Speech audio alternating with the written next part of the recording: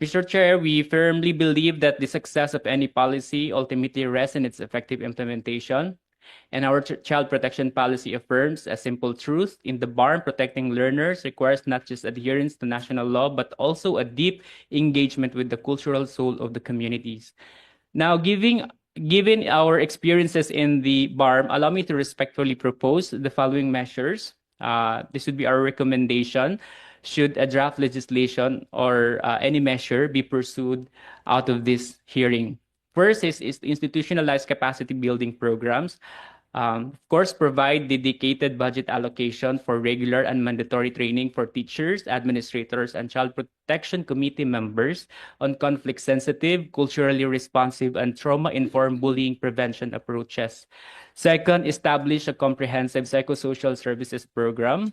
Mandate the deployment of licensed guidance counselors, social workers, or trained psychosocial support personnel in every school, prioritizing conflict-affected and disadvantaged areas. Third, localize and contextualize anti-bullying campaigns, institutionalize culturally appropriate advocacy campaigns at the regional, provincial, barangay levels in partnership with ulama, traditional leaders, civil society organization, and youth group. Fourth, expand digital citizenship and cyberbullying prevention programs.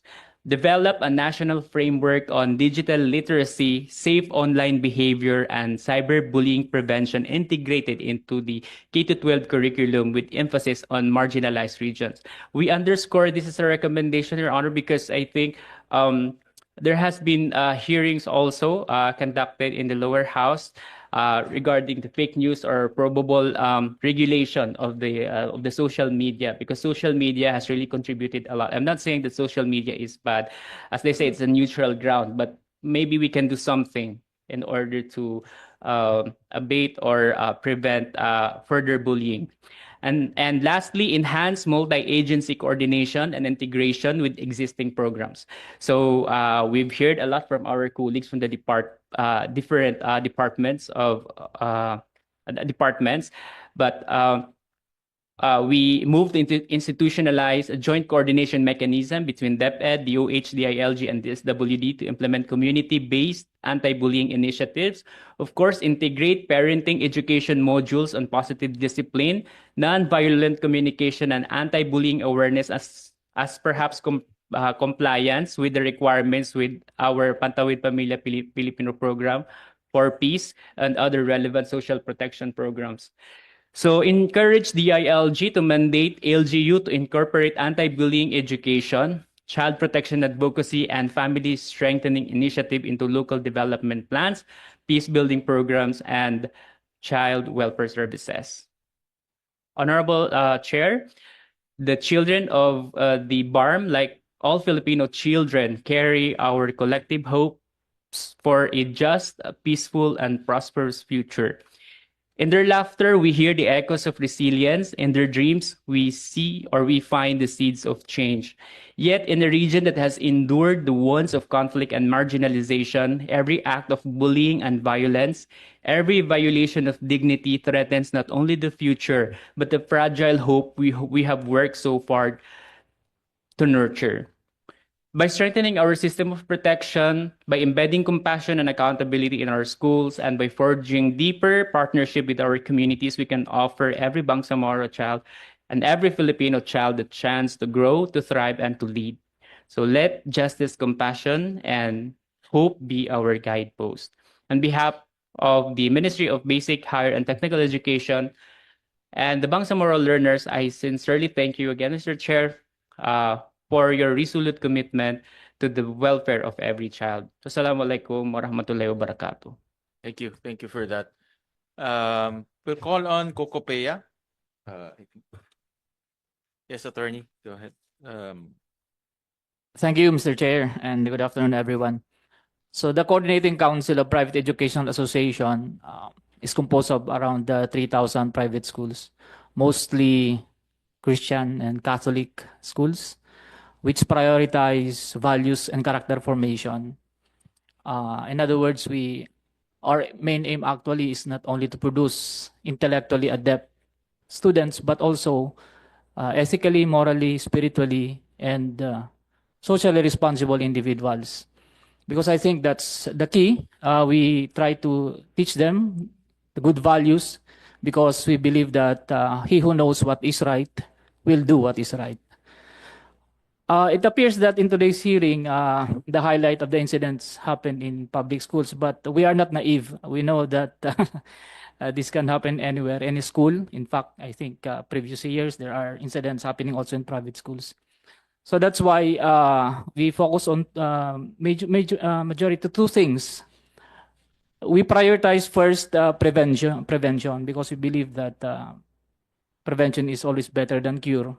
So in this regard, first we actually apply mostly in our ranks the family code, teaching our students that about parental authority, that teachers, when the students are being brought to the school, they are second parents, they are substitute parents, and so therefore they should take care of them as if the students are their children.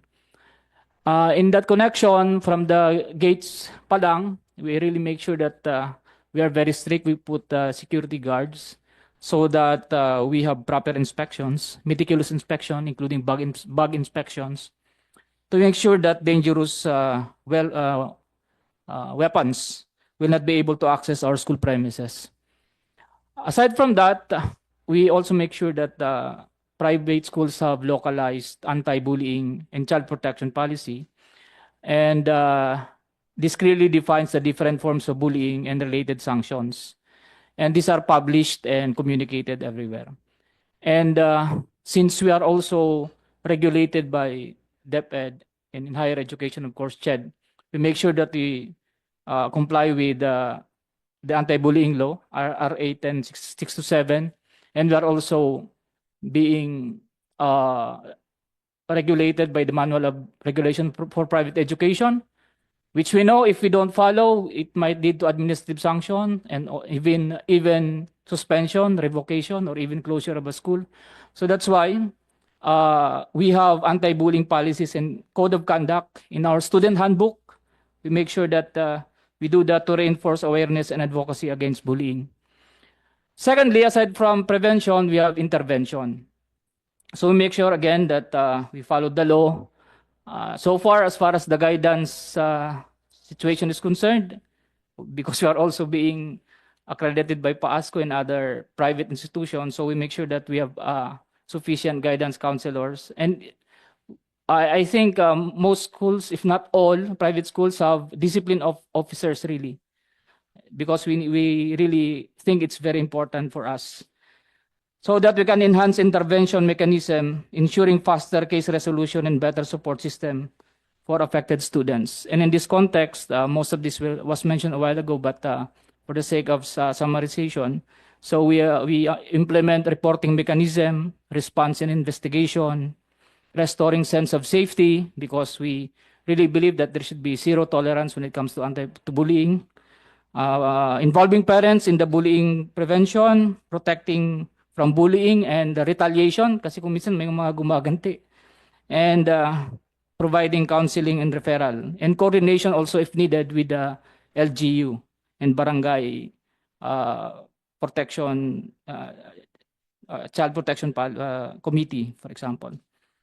But finally, just to share to you, our concern really in the private is the emerging concern about cyberbullying, because it is something that we cannot control within our gates. So, but it's prevalent really, because most of our students do have cell phones and are exposed to social media. But I think this is something that is being resolved by EDCOM2 and DepEd also with the revised IRR of the anti-bullying law, which we hope it will really be addressed, this issue of cyberbullying. That would be, Your Honor. Thank you. Thank you for that, Attorney Hakome. Thank you for that. Going back to DepEd, I heard earlier from Dr. Romano na effective ang CCTV, and ginagamit nila yung MOE nila to purchase CCTV. Meron ba tayong budget for CCTVs? Do we have a separate budget as a Galban